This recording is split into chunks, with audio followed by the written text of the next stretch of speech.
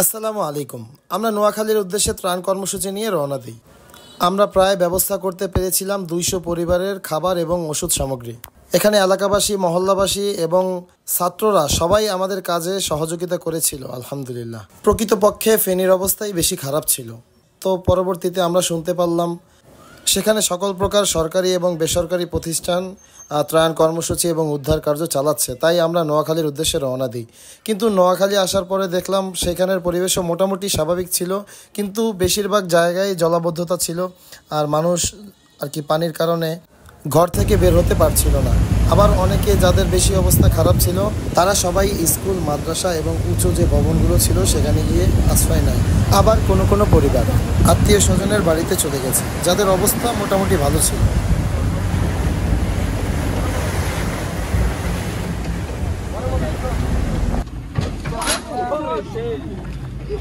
রাস্তাটা বেশি একটা সুবিধাজনক না। আমরা আমাদের তরফ থেকে আমাদের টিম আমরা চেষ্টা করছি একদম শেষ সীমানা পর্যন্ত যাওয়ার। আমাদের টার্গেট হলো আমাদের গাড়ি, এরপরে আমরা নৌকা দিয়ে যাবো ইনশাল্লাহ। তো আমরা যতদূর পর্যন্ত যেতে পারি একদম চেষ্টার শেষ সীমানা পর্যন্ত আমরা যাব, তারপর ইনশাল্লাহ আমরা ত্রাণ বিতরণ কার্যক্রম শুরু করবো ইনশাল্লাহ। ইনশাল্লাহ শুরু থেকে অনেকেই দেখছে যে তারা অনেকভাবেই সাহায্য পাচ্ছে বা তারা নিজেরাও যে তাদের যে অবস্থা আছে ওইখান থেকে তারা সংগ্রহ করে চলতে পারতেছে, কিন্তু বিতর্কত অবস্থা আমরা জানি না। এই জন্য আমরা চাচ্ছি একদম শেষ দিকে যাওয়ার জন্য। ইনশাল্লাহ আপনারা আমাদের সাথেই থাকবেন। এটি ছিল একটি বেদে সম্প্রদায়দের অস্থায়ী বাসস্থান, কিন্তু সেখানে বেশিরভাগ ঘরগুলোই পানির নিচে চলে গেছে, আর যেগুলো পানির উপরে ছিল সেগুলোই থাকার কোনো পরিবেশ ছিল না। হাইওয়ে রোডের পাশে এরকম অবস্থা, ভিতরগত অবস্থা কেমন আল্লাহ তাআলাই ভালো জানেন।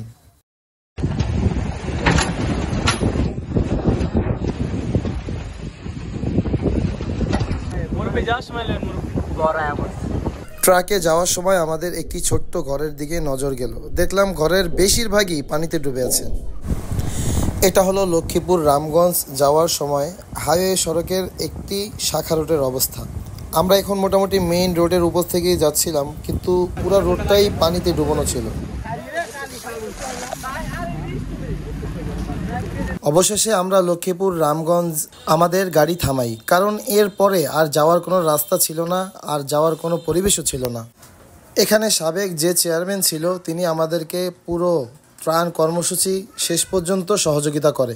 সেখানে আমরা একটি অস্থায়ী মেডিকেল ক্যাম্পও বসাই, যার মাধ্যমে কয়েকশো মানুষকে আমরা চিকিৎসা দিতে পেরেছিলাম।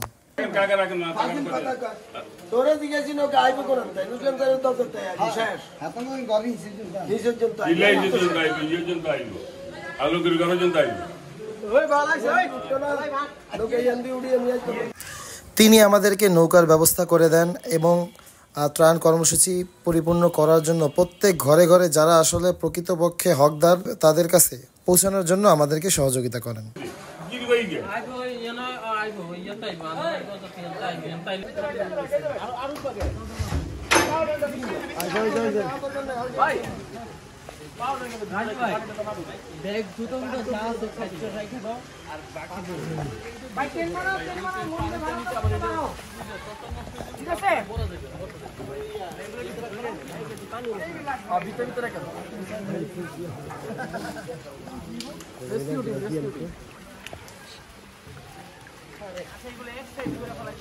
আচ্ছা মেডিসিনটা ঠিক আছে ভাই,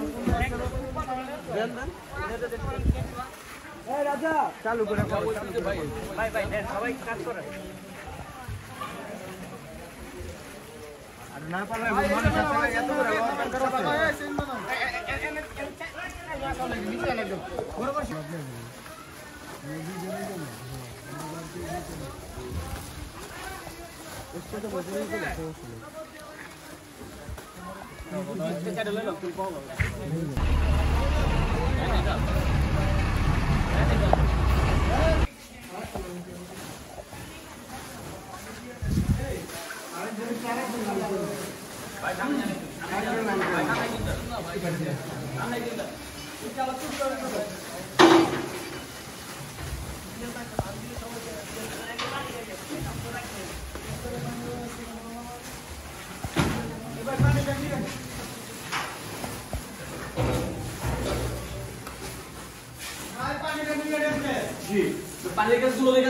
আমাদের মসজিদের ইমাম সাহেব দামাত বরকাতেহু আমাদের সাথে গিয়েছিলেন।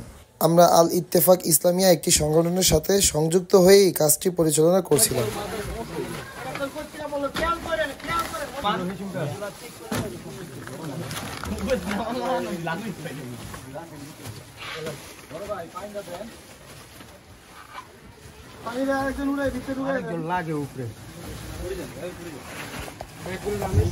আমরা লক্ষ্মীপুর রামগঞ্জ স্কুলের একটি ছোট্ট কক্ষে সমস্ত মালামাল আগে গাড়ি থেকে আনলোড করি।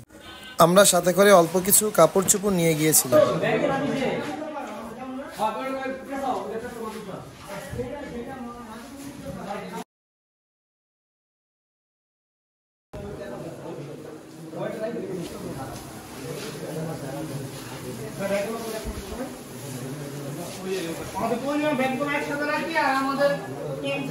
আমরা যেই জায়গা থেকে আমাদের বিতরণ কর্মসূচি শুরু করেছিলাম সেই জায়গাটির নাম হলো লক্ষ্মীপুর রামগঞ্জ বদরপুর ইউনিয়ন।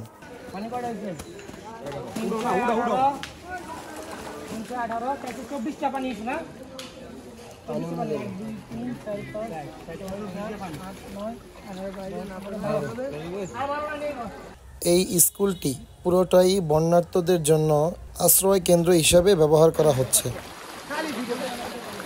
ট্রাক থেকে সমস্ত খাবার আনলোড করার পরে আমরা ভ্যানে করে যতদূর সম্ভব খাবারগুলোকে নিয়ে যাই।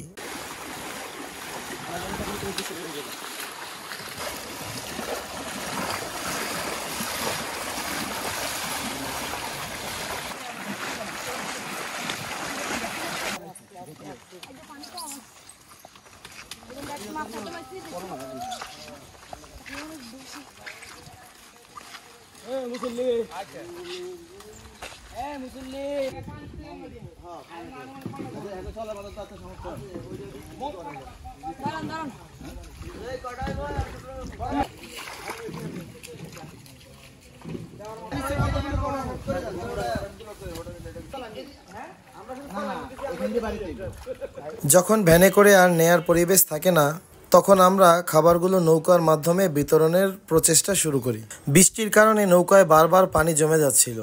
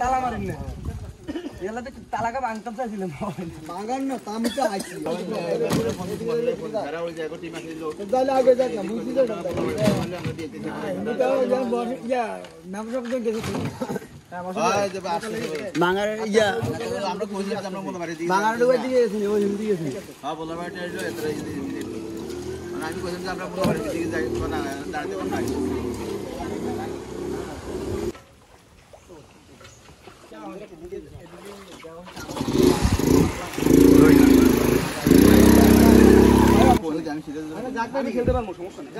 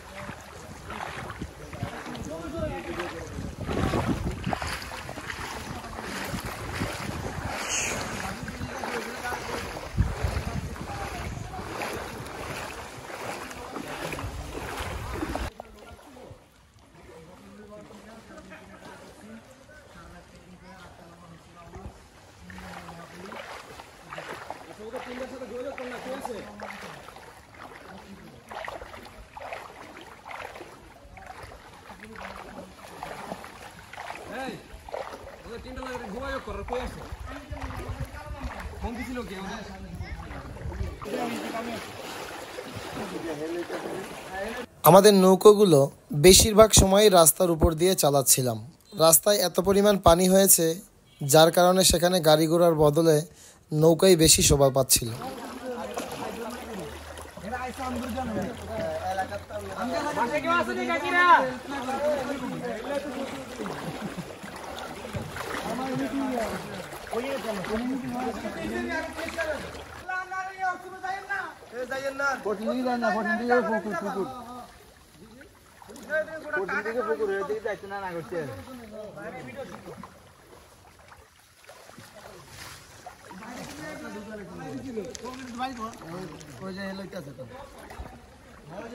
দেখেন কতটা কষ্ট হইতেছে। হ্যাঁ, আসলে এই কষ্ট কিছু কষ্ট না, কিন্তু একটা কথা মাথায় রাখবেন, রোগের প্রতিরোধ থেকে প্রতিকার উত্তম।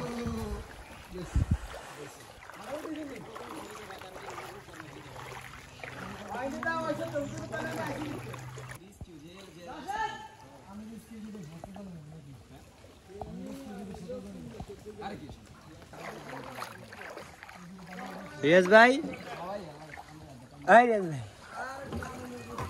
স্নেক কারেন্ট যাবে তোর। আচ্ছা তুমি যে বাচ্চা হারা তো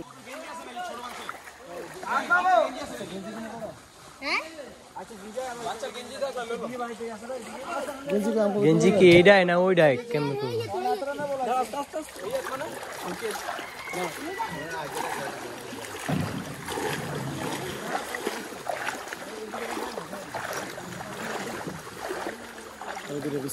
আরো দুটো বিস্কুট দেন।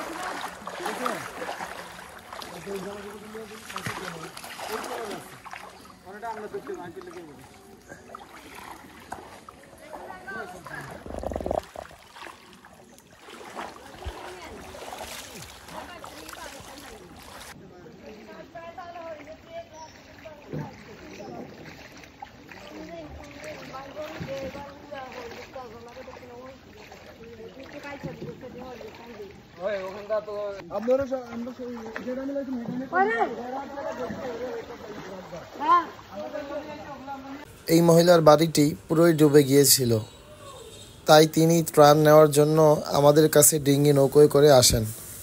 আমরা যে তাদের কাছে যাব সেই পরিস্থিতিও ছিল না।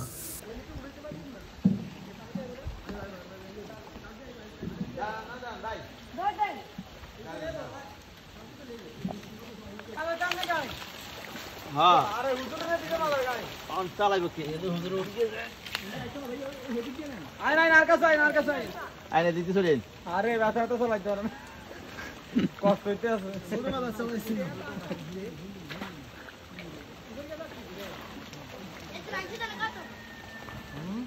আঙ্গাইটা ছিল মনে হয় 3-4 গিরি আছে। নাঙ্গা বড় তো আছে ইয়ের অংশ এরকম কোনো লোক রাতের অংশটা গেলে হাজার দোকান দেবে কাম ওই তো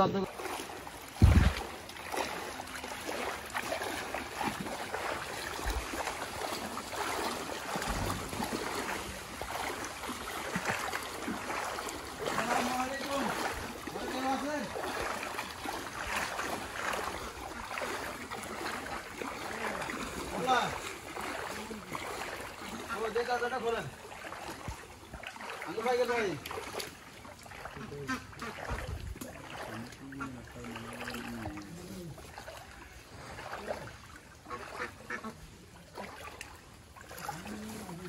হ্যাঁ, সালাম আলাইকুম। আমরা ঢাকা থেকে আসছি।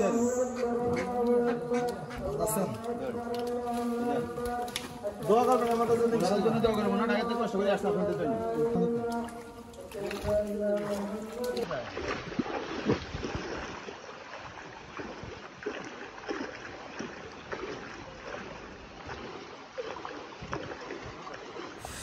এই এলাকার কোথাও ছিল হাঁটু সমান পানি, কোথাও কোমর বরাবর, আবার কোথাও গলা সমান পানি। যেখানে মানুষ গাড়ি নিয়ে চলাচল করত সেখানে এখন নৌকা নিয়ে চলাচল করতে হচ্ছে। আর এলাকার মানুষ বলল আমরা 20 বছরেও এরকম পানি দেখিনি।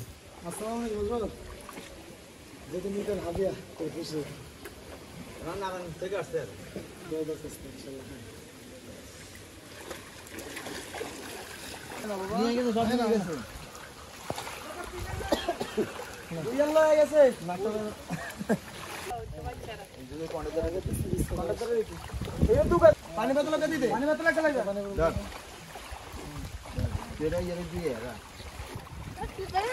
দুধ আতলো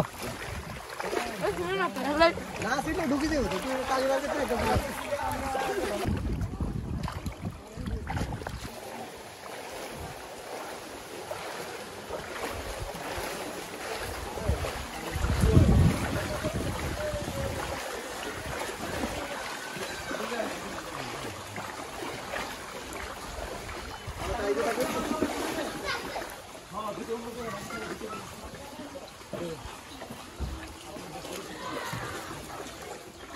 ঢাকা থেকে আসছে স্টুডেন্টদের পক্ষ থেকে ঢাকা থেকে আসছে ছোট ভাই নিজে থেকে দিচ্ছে হ্যাঁ আর যদি আপনাদের কারো অসুস্থ থাকে তাহলে হচ্ছে মসজিদের সামনে পাঠাগারে চলে যান সেখানে ডাক্তার আছে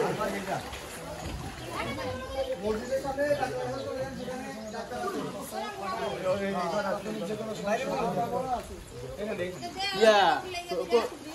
বাইরে রাস্তা করে দাও আমি এখান দিয়ে বাড়ি যাবো এখান দিয়ে বাড়ি যাবো হ্যাঁ হ্যাঁ কি রেডি কেন না এটা মনে হচ্ছে জামা কাপড়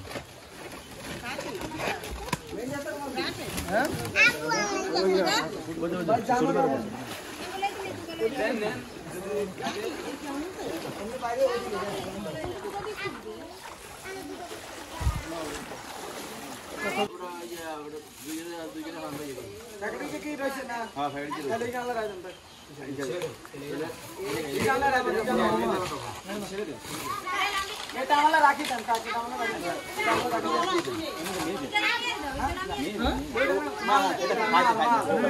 ওষুধ সব এটা থাকবে এটা থাকবে এটা আমার কাছে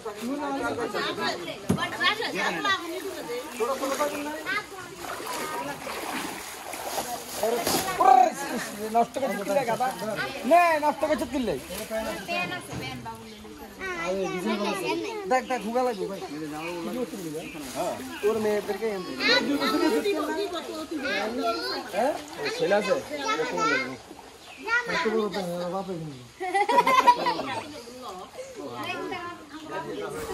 আমরা সব সময় গরিব এবং অসহায় মানুষের পাশে আছি এবং পাশে থাকবো ইনশাআল্লাহ। আজকের মতো এখানেই বিদায়, দেখা হবে অন্য কোনো নতুন কোনো ভিডিওতে। আল্লাহ হাফেজ।